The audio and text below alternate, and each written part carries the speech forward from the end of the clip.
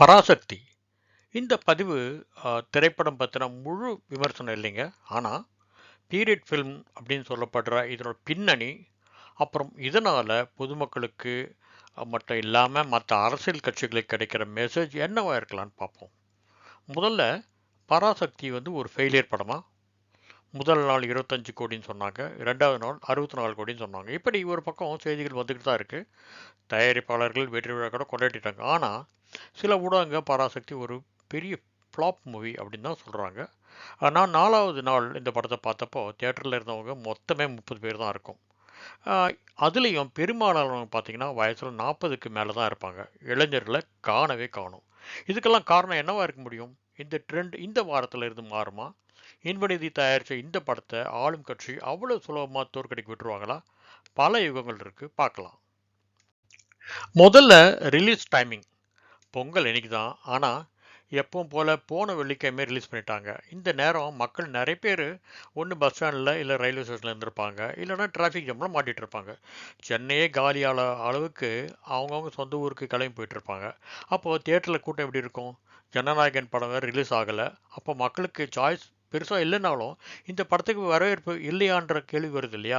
இந்த நிலைமைக்கும் கதையோட மெயின் தீமுக்கும் ஏதாவது சம்மந்தம் இருக்கான்னு அப்புறம் பார்ப்போம். ஆனால் இந்த படம் பொங்கல் லீவ் நாளில் எல்லாரும் அவங்கவுங்க ஊருக்கு போய் சேர்ந்ததுக்கப்புறம் பார்ப்பாங்களான்றது இந்த வார கடைசியில் தான் தெரியும். ஆனால் அது வரைக்கும் இல்லை அதுக்கப்புறம் கூட கொஞ்ச நாள் தியேட்டர் ஓனர்ஸ் காத்துக்கிட்டு இருப்பாங்களா? பொறுத்து தான் பார்க்கணும். முதல்ல மக்களுக்கு இருக்கிற சந்தேகம் என்னென்னா, ஏன் இந்த படம் தேர்தல் சமயத்தில் ரிலீஸ் ஆச்சு?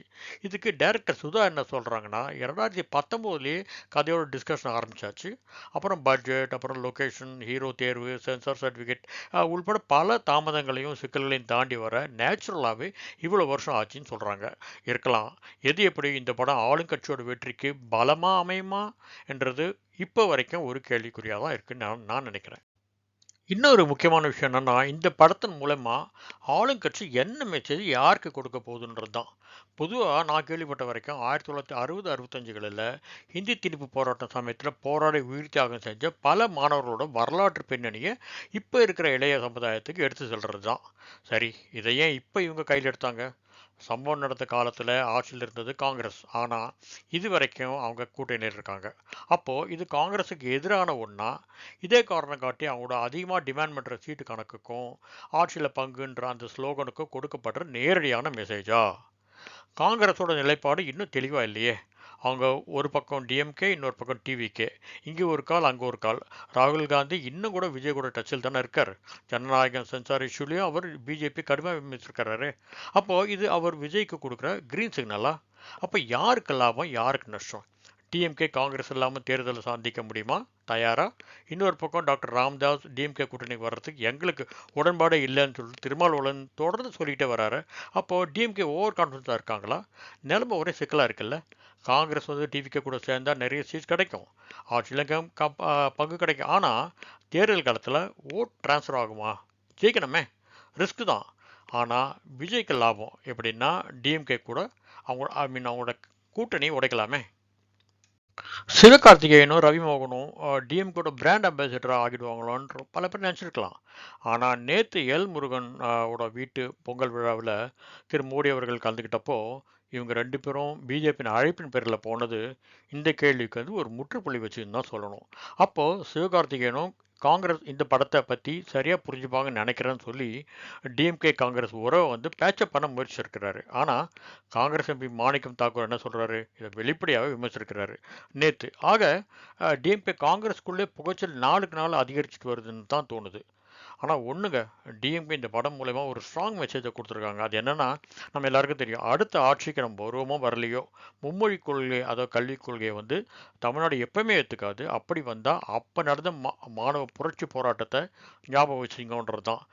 அந்த வகையில் பார்த்தீங்கன்னா டிஎம்கேயை பொறுத்த வரைக்கும் இந்த படம் ஒரு வெற்றி படம் தான், வியாபார ரீதியாக இல்லைனாலும். இதில் ஒரு விஷயத்தை நம்ம பார்க்கணும். அண்ணாமலை இந்த படத்தை பாராட்டியிருக்காரு. காரணம், இது காங்கிரஸுக்கு எதிரான முயற்சி மட்டும்னு அவர் நினச்சிருக்கிறார். அவர் படத்தை பார்த்துட்டு தான் இந்த விமர்சனம் பண்ணாரா நமக்கு தெரியல. சரிங்க, நம்ம இது வரைக்கும் பராசக்தி படத்தோட சம்மந்தப்பட்ட அரசியலை பற்றி தான் பார்த்தோம். இப்போது படத்துக்கும் மொழி பிரச்சனைக்கும் என்ன தொடர்புன்னு பார்ப்போம். முதல்ல இந்த படத்தோட ஸ்கிரிப்ட் பத்தி சொல்லியே ஆகணும். கிட்டத்தட்ட 2.25 மணி நேரம் தொய்வு இல்லாம ஒரு படத்த நகர்த்திட்டு போனதுக்கு ஸ்கிரிப்ட் தான் காரணம். ஆனா ஒரு விஷயம், 27க்கும் மேற்பட்ட காட்சிகள் வந்து சென்சார் கட் பண்ணதுனால, அங்கங்க படத்தோட ஸ்டோரி லைன்ல ஒரு டிஸ்கனெக்ட் தெரியுது. சில சீன்லலாம் அப்ரப்ட்டா நின்னு மாறிடுது. எப்பவும் ஒரு காமெடி ரோல்லயே நம்ம பார்த்த சிவகார்த்திகேயன் வந்து ரொம்ப எமோஷனலா ஒரு போராளி ரோல்ல எப்படி செய்ய போறாருன்னு பார்த்தப்போ, அவர் நம்ம கண்டிப்பா ஏமாத்தலைங்க. சிவகார்த்திகேயன் ரோல்ல முதல்ல சூர்யா நடிக்கிற மாதிரி தான் பிளான் இருந்தது. ஆனால் அவரோட கால் ஷீட் கிடைக்காதனால சுச்சுவேஷன் மாறிடுது. சிவகார்த்திகேயனும் ஒரு 10 லைன் ஸ்டோரி மட்டுமே கேட்டுட்டு ஸ்கிரிப்டை கூட படிக்காமல் இந்த ரோலில் ஒத்துக்கிட்டு தான் சுதா சொல்கிறாங்க. ஷூட்டிங் 82 நாள் நடந்தப்போ அவங்களுக்கு நிறைய சேலஞ்சஸ் இருந்தது. இது வந்து ஒரு பீரியட் ஃபில்மாக இருந்ததுனால ரொம்ப நாள் வந்து செட்டை அப்படியே வச்சுக்க முடியாது இல்லையா. அப்புறம் சில ஷூட்டிங் குறிப்பாக இந்த சின்ன பிஸி லைனில் நடக்கிற காட்சிகள் எல்லாம் செட் போடாமல் ஸ்ரீலங்காவில் லைவ் லொக்கேஷனில் ஷூட்டிங் பண்ணாங்க. இது இந்த படத்துக்கு ஒரு பெரிய ப்ளஸ் பாயிண்ட் தான் சொல்லணும். ஏன்னா அவ்வளோ யதார்த்தமாக இருக்குது அந்த காட்சியெல்லாம். அந்த கடைசி கிளைமேக்ஸ் சீனில் வர ட்ரெயின் சீனு வேறு வேறு இடங்களில் நடந்து அப்புறம் எல்லாம் ஒன்றா எடிட் பண்ணி இணைச்சதா சொல்லப்படுது. உதாரணமாக அந்த ட்ரெயின் அந்த ஸ்டேஷனில் ரயில்வே ஸ்டேஷன் வேறு இடம், அப்புறம் ட்ரெயின் வர்றது வேறு இடம், அப்புறம் பற்றிக்கிட்டு வர அந்த ட்ரெயின் சீனு எல்லாமே வேறு வேறு இடம். படம் முழுக்க முழுக்க சிவகார்த்திகேயன், ரவிமுருகன், அப்புறம் அதர்வா இவங்க 3 பேரை சுற்றி சுற்றி தான் நகருது. ஆனால் இந்த 3 பேருக்கும் கிட்டத்தட்ட சரிசமான ஸ்க்ரீன் ஸ்பேஸ் கொடுத்தது சுதாவோட சாமர்த்தியம். தீம் என்னவோ 2 வரி தான்.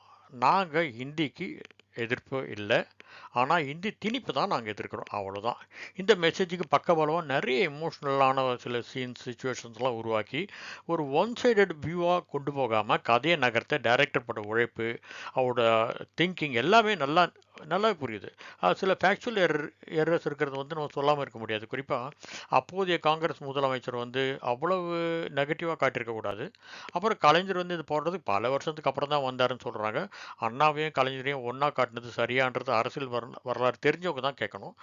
சில காட்சிகள் குறிப்பாக சிவா டெல்லிக்கு வேலைக்கு போனப்போ அவர் தானாகவே முன் வந்து ஹிந்தி கற்றுக்கிட்டது, அப்புறம் தமிழ்நாடு மக்கள் ஹிந்திக்கு எதிரானவங்க இல்லைன்னு சொல்லி புரிய வைக்க ட்ரை பண்ணுறது, அப்புறம் டெல்லியில் வந்து பஸ்ஸில் ஹிந்தி வாழ்கன்னு தமிழை எழுதி மக்கள் படிக்க கஷ்டப்படுறப்போ இப்படி தானே நாங்களும் தமிழ்நாட்டில் ஹிந்தியில் எழுதினா படிக்க கஷ்டப்படுவோம் சொல்லாமல் சொல்கிறது எல்லாமே செம ஹைலைட்ஸ் தான். ஆனால் வன்முறைக்கு வன்முறை தான் பதில்ன்ற வசனம், ஆ, அது வந்து அப்புறம் அது என்னதான் நிதிக்கு போராடினாலும் பப்ளிக் ப்ராப்பர்ட்டியை கொளுத்துறது சரியில்லைன்னு ஏதாவது ஒரு சீனில் கண்டிச்சிருக்கணும். ஒரு பீரியட் ஃபில்ம் எடுக்கிறது அவ்வளோ ஈஸி இல்லை இல்லைங்களா. நம்மளை வந்து 1960களுக்கு கூட்டிகிட்டு போனது, அதுக்கு வந்து ஆர்ட் டைரக்டருக்கு ஒரு சபாஷ் கொடுத்து தான் ஆகணும். சுதாவோட படங்கள்ல இதுதான் பெரிய பட்ஜெட் படம்னு சொல்லப்படுது. பெரிய அளவில் இது ஒரு பிரம்மாண்டமான படம்னு சொல்ல முடியலனாலும் ரியலிஸ்டிக்காக எடுக்கப்பட்ட அந்த ட்ரெயின் பற்றிக்கிட்டே இருக்கிற காட்சிகள், அப்புறம் சண்டை காட்சிகள், போலீஸ் அடியடி இது எல்லாமே பாராட்டுற மாதிரி தான் இருக்குது.